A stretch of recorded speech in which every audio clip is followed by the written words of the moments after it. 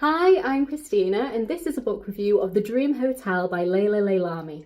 So this is a science fiction book, it is dystopian fiction, it's speculative fiction, and it was published in 2025.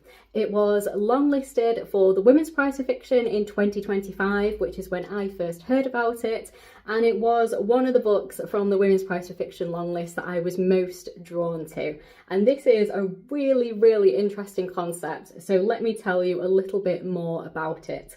Our main character is called Sarah. She is 38 years old. She has a husband and she has two children. They are twins and she has a boy and a girl.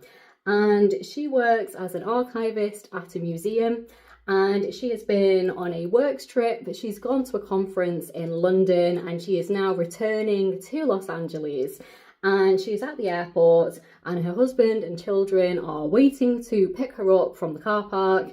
And then she is detained at the airport. She's going through immigration and they take her aside because her risk factor is too high.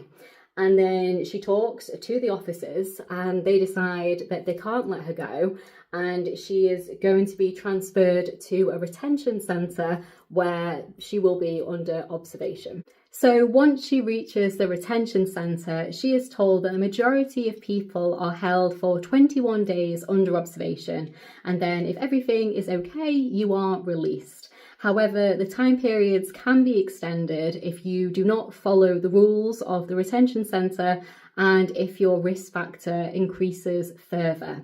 So in this world, it is set in an unspecified time, but it feels in a not too distant future from our own. And 20 years prior to the events of this book, the Crime Prevention Act was passed.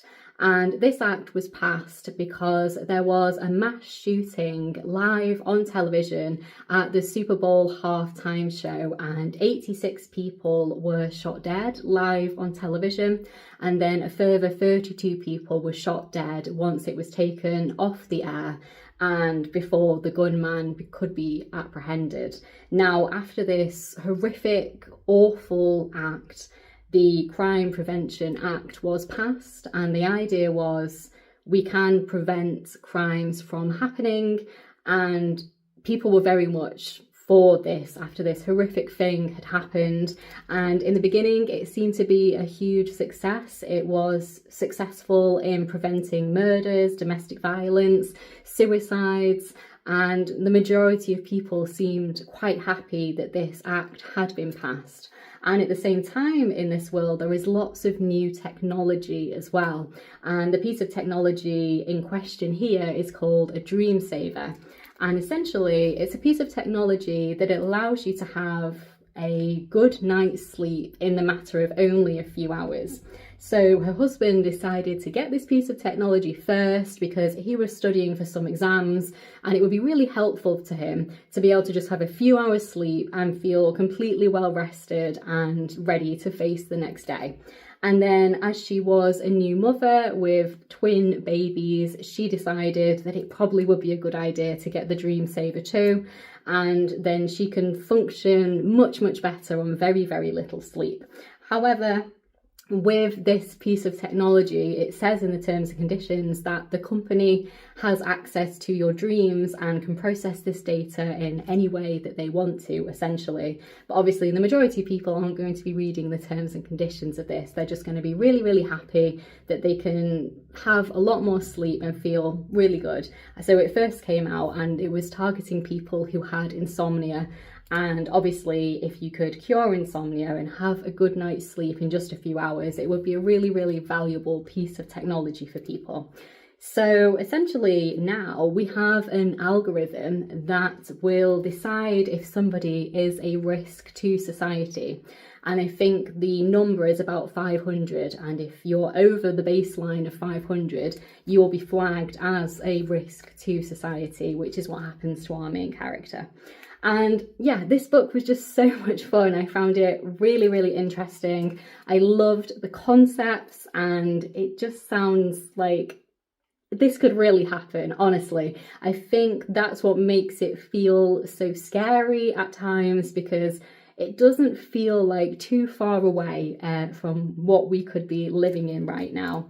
And I think what I really enjoyed about it was that it felt like an episode of Black Mirror, and if you watch that show, it's very similar. I absolutely love Black Mirror, and this feels like the similar kind of vibes, if you will. And yeah, I just had a really good time reading this. I thought our main character felt very believable. She felt like a real person rather than just a character in a story. There's lots of other people that she meets at this retention centre. They also feel very real too. And we also see the people on the other side, so kind of the officers and the people that work in the retention centre. And I just really enjoyed it. I found this very gripping. I just kept turning those pages. I managed to read this book in just a matter of days, and normally it would take me over a week really to read a book. And I just had a really good time with it. I found it very imaginative, kind of like very eerie and kind of scary in the sense that you feel like this could genuinely happen to someone. It could happen to you, it could happen to somebody that you know. And yeah, it was just very well written, very easy to read, and I just had a really good time with it. So I've given this one 4 stars. Like I said, it was well written, it was good fun, it was interesting. It really does it does grip you. As I was reading this, I was like, what is going to happen to our character? Because essentially she hasn't actually done anything wrong. I mean, things have been flagged in her dreams, but she has no criminal record. She's just a normal working mum and wife, and she seems like a generally nice person in general. And it just seems to be such a shocking thing to happen to someone. And yeah, I had a really good time with it. It was good fun, good book, and I really enjoyed my experience with it. The only thing I will say is, which stopped me from giving this one 5 stars, it did feel like it was building, and then the ending was a little bit quicker than the rest of the book, and I did maybe want a little bit more to happen, which is the only reason I didn't give it 5 stars. But overall, yeah, I had a really good time with it. It is a really good, imaginative piece of fiction, and I can definitely see why it was longlisted for the Women's Prize. I think it should have been shortlisted personally, because I really enjoyed it. I thought it was really good, and I'll definitely read more by this author again. It was just a good book, and I had a good time. So if you have read this one, I would love to know what you thought of it down in the comments below. And if you've read anything else by her, I'd love to know what you thought of them and which one you think I should read next. All right, thanks so much for watching. I'll see you in my next one.